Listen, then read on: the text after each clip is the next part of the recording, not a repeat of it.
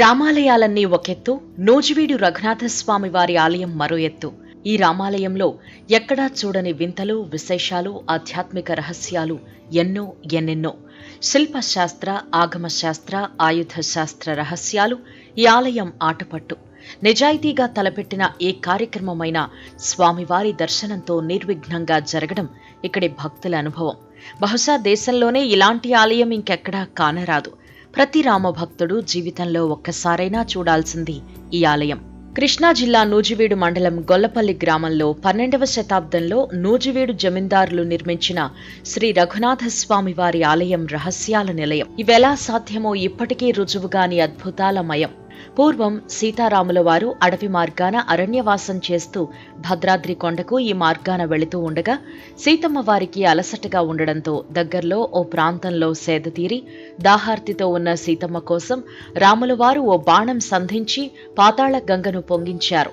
నాటి రాములవారి అడుగుజాడలు సంధించిన బాణం సీతమ్మ వారి మడుగు నేటికీ దర్శనమిస్తాయి. ఆ ప్రాంతంలో వెలసిన రఘువంశానికి చెందిన రఘునాథునికి పాంచారాత్ర ఆగమ శాస్త్ర ప్రకారం ఆలయ నిర్మాణాన్ని నూజివీడు జమీందారులైన మేకా వంశీయులు పూర్తి చేశారు. ఆలయ ధూప దీప నైవేద్యాల నిమిత్తం ఈ కాలంలోనే సుమారు 3409 ఎకరాల భూములను రఘునాథ స్వామివారికి కేటాయించారు నూజివీడు జమీందారులు. ఇప్పటికీ ఆ భూముల పాస్ పుస్తకాలు స్వామివారి పేరుతోనే ఉన్నాయి. భూములను ఆ ప్రాంత రైతులకు కౌలుకిచ్చి వాటిపై ఏటా వస్తున్న 96 లక్షల ఆదాయాన్ని వసూలు చేసి స్వామివారి బ్యాంకు ఖాతాలో నిల్వ చేస్తున్నారు దేవాదాయ శాఖ అధికారులు. కోటీశ్వరుడైన రఘునాథ స్వామివారి భూములను కౌలికి తీసుకుని ఈ ప్రాంతంలోని ఎన్నో రైతు కుటుంబాలు అనాదిగా జీవనం సాగిస్తున్నాయి. ఈ ఆలయ విశిష్టతలు ఎన్నెన్నో. అందులోనే అంతుపట్టని రహస్యాలు ఉన్నాయి. పాంచరాత్ర ఆగమ శాస్త్ర ప్రకారం పూజలు, స్వామివారి కళ్యాణం ఇక్కడ చేస్తారు.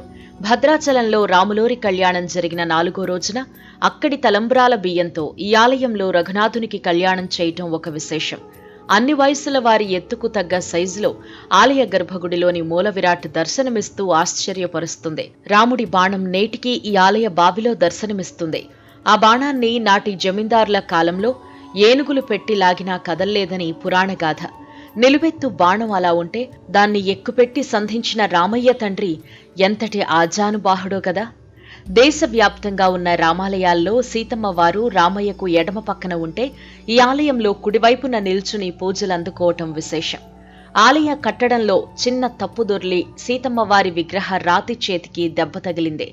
అయితే ఊడిపడవలసిన ఆ చేతి భాగం నేటికి ఎటువంటి ఆధారం లేకుండా నిలిచి ఉండడం అమ్మవారి మహిమకు తార్కాణం. ఆలయ చుట్టుపక్కల నివసించే గ్రామ ప్రజలు వారి పేర్లకు మొదట రఘు అనే పదం చేర్చి పలకడం ఇక్కడి వారి ఆనవాయితీ. ఈ ఆలయంలో రఘునాథునికి 11 ప్రదక్షిణలు చేస్తే కోరికలు తీరతాయనే నమ్మకం.